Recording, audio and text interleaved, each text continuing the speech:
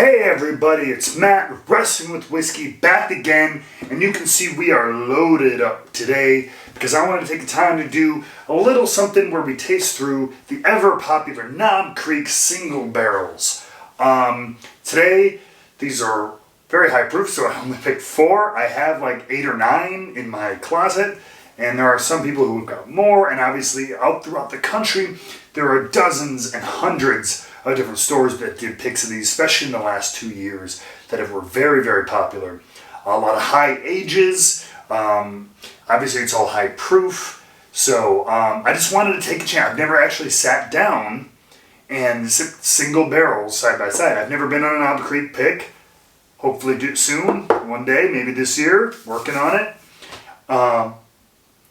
But this is the next best thing. Pick single barrels of the same brand from the same distillery, often sometimes around the same ages, but hopefully getting some very different profiles.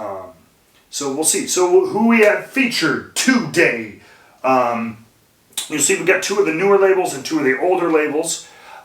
We have one from local favorite Benny's Beverage Depot. This one's about 14, almost 15 years old. We know that for a fact. These are all 120 proof. Coming in next, we have from our friends over at the Podcast. They did their pick of Knob Creek. It's Ain't Half Bad. That's their sticker on the back. And this one is just same thing, just under 15 years. So this one, and then we have another one from GNS Market. This is also in Chicago, but this is a place I have not been to. I got this from a friend, Taylor Cope, who writes for Malt Magazine. / on their online magazine. Find them at Malt on Instagram and everything like that. So he introduced me to them. It's a North Side small market, but they do picks, and he spoke very highly of this one. No age on this one, but it was also coming out at the time when a lot of those higher ages were coming out. So I'm hoping and imagining, I'm not going to guess, that it is at least in that 10 plus year kind of pick. And then finally, we have a pick from Westport Whiskey and Wine in Louisville, or just outside Louisville, Kentucky. Fred Minnick turned me onto this store, so whenever I hop down there, I try to hop in there and get there. This one doesn't have the age stated on there, but I believe when I remember going in, talking to the clerk, and seeing their stats on the board that they have for all their single barrels, this was a 13, 14-year pick. So these are all probably similar in age. This is the one I'm not sure, but again, from what I remember and from the time period, it should be comparable somewhere within a couple of years. So, lots of different picks from all over this kind of Midwest region.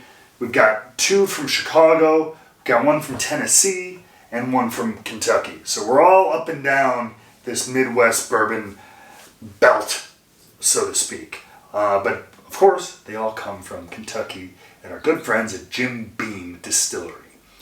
But let's see how different 4 different barrels from 4 totally different picks from, anywhere between 2018 and 2019 truly are, shall we? So let's start at home with Benny's here in Chicago. Starting out with Benny's 14-year pick, 120 proof, obviously. This one does have the stats on it. So we were in warehouse WL. We are on 5th floor. This is Rick 32.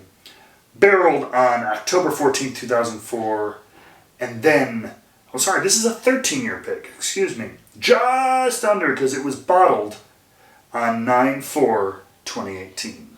So literally about 1 month shy of being 14 years. So, let's take a waft and a sip of this. And right off the bat, in typical Jim Beam fashion, peanuts come railing off the nose. Vanilla, dark brown sugar, baking spices, all things you would expect. Nothing crazy hitting you in the face. Obviously, again, we know it's 120 proof. This one seems just very typical Knob Creek. I don't know how many people do the picking at Benny's. It's not one person, I know that. Whereas a lot of these are probably 1 or 2 people. With discern, this is a larger business, so I believe they have more of a tasting panel. They conglomerate the answers and they pick one. So this one might be a little bit more of a hodgepodge and hodgepodge of many people's opinions, where some of these other ones are going to be a little bit more selected. I'm going to do nosings first, just because before I start throwing some of this 120 proof down, and it kind of messes with my palate, my senses, I'm just going to nose them all first so I can see if there's any difference between the barrels on the nose, first of all. So we're going to start with minis again. Yeah, some cherry. Kind of just went through that. Some cherry. Peanuts, baking spices, super prevalent. Go to the podcast, which was in conjunction with Elixir Spirits. I should mention that as well. Now this one has a little bit more subtle oak and stuff on it. This has almost like a dusty feeling of oak. This is almost like musty, but in a good way. Yeah, that's like a cloud hovering over a little bit of that peanut and warm vanilla.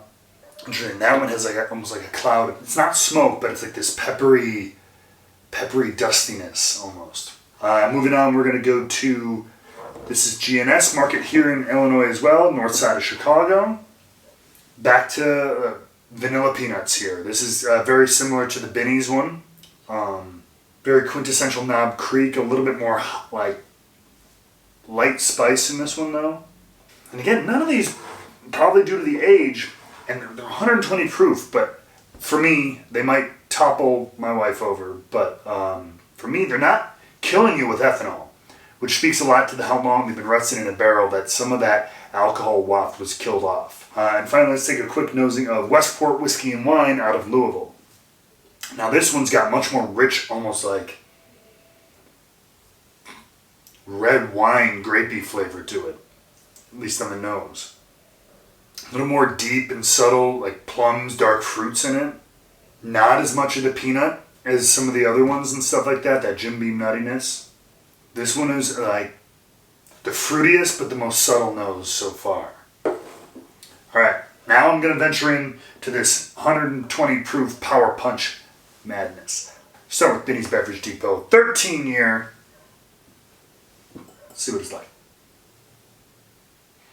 Lots of light tingly spices, nuttiness. It's for sure there. Like I'm chewing on peanuts and walnut. Really hitting the front of the palate. Warming through to the back. While the warming sensations kind of go numb, the finish isn't crazy long. Getting a little more fruit. Punches a lot in the like cherry bit, but more on that spicy vanilla mixed with some cherry. Very nice. Let's move along to Ain't Half Bad from the Podcast Boys and Elixir. The 120 proof is already getting to me. Let's get to Ain't Half Bad from the Podcast Boys and Elixir Wine and Spirits. Here we go. We're going to take a little look at the podcast pick here. Ain't Half Bad from Elixir Wine and Spirits. Again, this had that dusty kind of spicy nose over it. Cloud, to me, almost hanging over the rest of the flavors. Let's see how it tastes. This is very different from that. This almost has like, maybe it's like apple or light grapes, almost like a champagne-y kind of taste, like this light sweetness to it that's not, that's in contrast to usually like the deep, nutty, hearty vanillas that's in a lot of these food. This is very, well, it ain't half bad, boys. It reminds me of certain wines I've had before that have this like almondy, it's like a white wine, which is crazy because it's like a dark brown spirit, but it reminds me of like this white wine. It's almost almondy, light grapes, sweetness, but there's that spiciness that kicks you on the back end. The boldness of all of Knob Creek single barrel is there, but instead of being all rooted in like the vanillas and caramels, this one's popping with, apples, grapes, light, and the almond instead of like peanut. It's a little bit more of a subtle flavor. That's very interesting and very, very good. Let's move on to GNS Market, back home to Chicago, Illinois here, north side, Little Market. Let's check it out. Alright, we're back here. GNS Market. This one, remember, to me, it tastes very typical Knob Creek, almost similar to Binny's. Let's see how it tastes. This one changes up on you a little bit too. This is what's fun, man. Based on the nose, I was expecting this to taste a lot like the Benny's pick, but it doesn't, which is interesting. There's a note I can't quite put my finger on, but there's a bitter fruit note to it. It's like these dried plums, still chewing on it. Obviously, these all have a great mouthfeel, but this spicy dried plum is kind of what I get the most of. And, which is different. The nose seems very typical bourbon. It's nutty, it's vanilla, it's caramel. Subtle fruit flavors there, but then you sip it, bitter dark fruit is what I get off that one. And finally, let's move on to Westport Whiskey and Wine out of Louisville, home of bourbon, in bourbon country. They should know how to pick a barrel. Let's see if they can match up with some of these. Here we go. We're taking a look. Westport Whiskey and Wine out of Louisville, Kentucky, home of bourbon country. Let's see how they taste compared to how they smell. See, this is interesting. This is a lot more subtle. Wow, there's a very strong drying effect on this one, too, that I'm just noticing now. God, almost like lemon peel on the roof of your mouth. Like, normally I get like cherries or grapes or plum or something like that, kind of like these dark sweet fruits, but this is like a light citrusy finish almost on the roof. Bitter, like bitter lemon. Super spicy. A lot of black pepper, baking spices. A lot of heat on that one. A lot of little subtle flavors sitting right, tipping on the tip of your tongue, top of the palate. A lot of alliteration there. It really rests forward. The spice is so evident, it's hard to pick out other things. I mean, there's a lot of traditional bourbon flavors in there, of course. But like this, like I said, bitter lemon peel kind of flavor, and on top of very, very strong spicy notes. I'll be honest, not a gigantic fan of that one. And by the way, all of these I just recently opened for this tasting. So I had them open for about an hour before I did this tasting. So they're all pretty fresh cracks. And that one's very interesting. I don't know, that's probably my least favorite, unfortunately. Sorry, Westport Whiskey and Wine. Doesn't mean it's bad, because no offense, higher age Knob Creek single barrels, you almost can't go wrong with. At least I haven't found any yet. But these are all super interesting and unique, which is what's fun about single barrel picks and doing store picks and everything in between, is that this is literally the same brand of whiskey made by the same distiller. All of these roughly in the similar time period. So, they were barreled in similar, within a year of each other. So they're all the same weather patterns and everything, but just differences in warehouse placement and warehouse location, floor placement, rick placement. All these things make significant differences to the end product, which is what makes single barrel selection and single barrel products in general so much damn fun.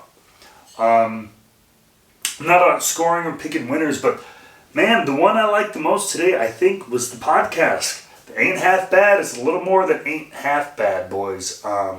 Just the interesting nose, and then this surprising, almost like champagne apple note, was really, really cool. I would probably follow that closely by the Benny's pick. I just thought it was the strong, typical Knob Creek, super peanutty, vanilla caramel, strong, punch you in the face flavors.